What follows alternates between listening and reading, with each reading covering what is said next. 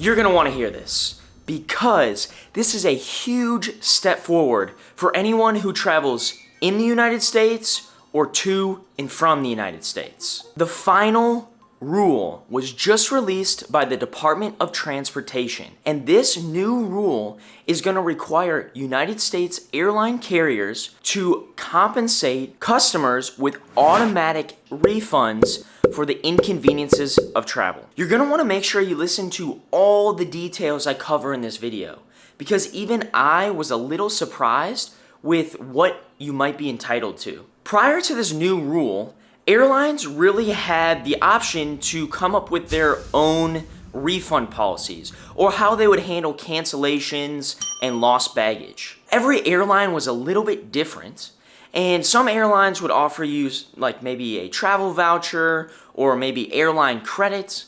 Some would just schedule you on a new flight, but honestly, you never really knew what to expect, and it was really confusing to understand your rights as a customer. Well, the Department of Transportation took all of those complaints into account and decided to create what they're calling the final rule. The final rule now creates a set of standards that airlines are required to follow regarding flight cancellations, significantly changed flights, delayed baggage or lost baggage, and even services that were not provided though paid for. Airlines are now required to give you a full cash refund for any canceled flight for any reason. So if your flight is canceled for any reason, you are entitled to a full cash refund. And this is required to be paid out by the airlines within 7 business days.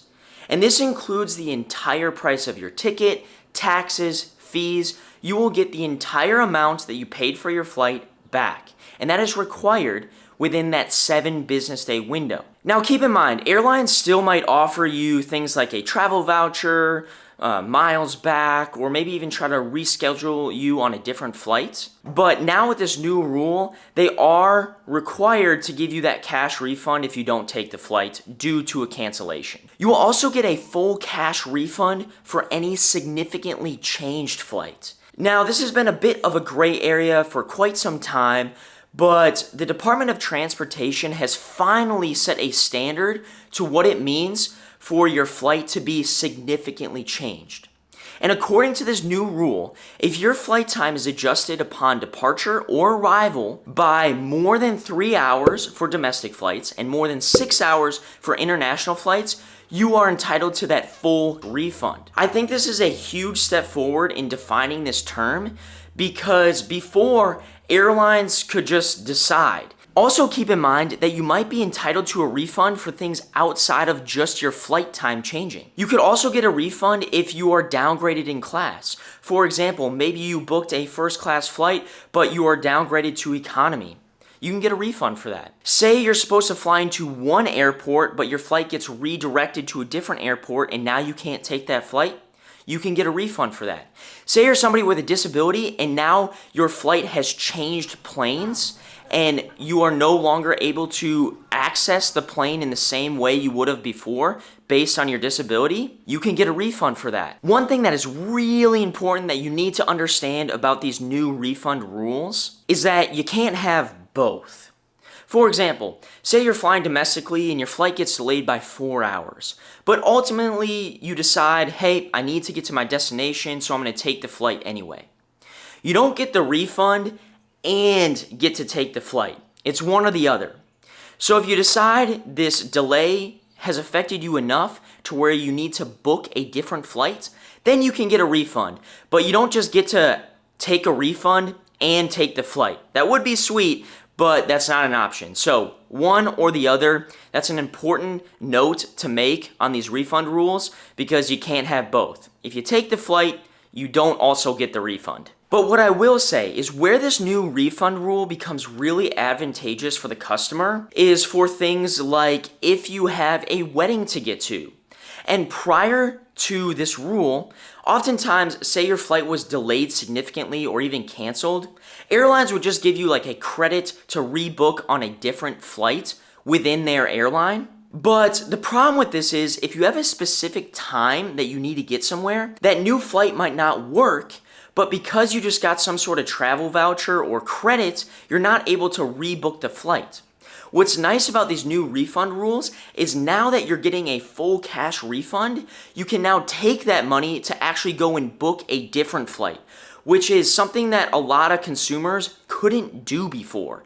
So this new rule kind of solves that problem and allows you a lot more freedom to reschedule if something were to happen to your flight time or it was canceled or delayed. Delayed baggage is now going to be standardized under this rule as well, which I feel like baggage has been a huge issue in the travel space for the last few years, so I'm glad they decided to start addressing this issue. And basically, under the new rule, the standard that they're now setting is that if your baggage has been delayed for 12 hours or more on a domestic flight and 15 to 30 hours on an international flight, depending on how long your flight is, you are subject to that refund for the baggage fees.